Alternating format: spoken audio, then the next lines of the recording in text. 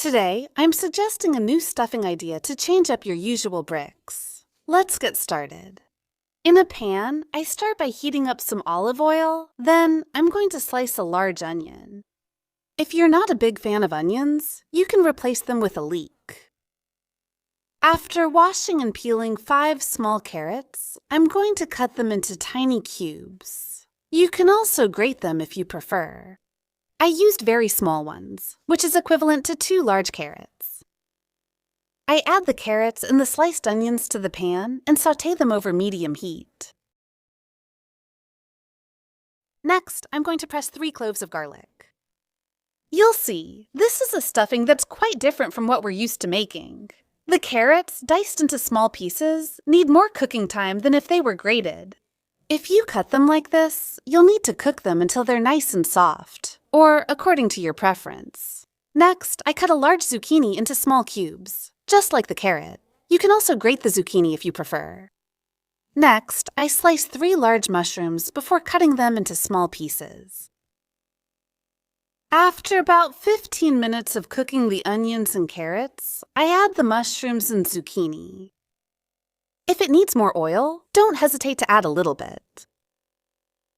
I keep sautéing everything over medium-high heat until the vegetables have softened well, and then I continue. Add 400 grams of ground beef.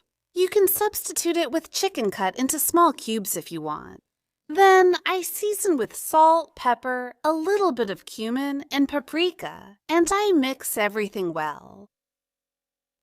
I continue cooking, stirring regularly until the meat is fully cooked. Next, I'm going to add 5 slices of cheese. I used white cheddar, but you can use any cheese you like. Then I put the lid on and let the cheese melt gently without touching it. Meanwhile, I chop a large bunch of fresh cilantro. About a minute later, we remove the lid and stir well to mix the cheese. I add it to the filling. I finish by adding the chopped cilantro. I stir well one last time and remove from the heat to let it cool completely. You will then take some brick pastry sheets. Personally, I made rolls, but you can make them in any shape you like. I spread a little bit of filling on the lower part of my pastry sheet, then I fold in both sides, and all that's left is to roll it up. Done. Then you seal it either with a little bit of melted cheese or with an edible glue made from flour and water. To keep your pastry sheets from drying out, you roll them up in the paper they were sold in.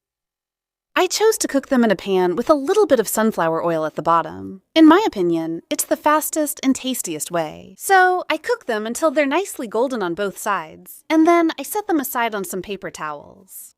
You can choose to bake them in the oven or use an air fryer. All you have to do now is enjoy them while they're still hot and crispy. You're going to love them. I hope you like the recipe. See you soon.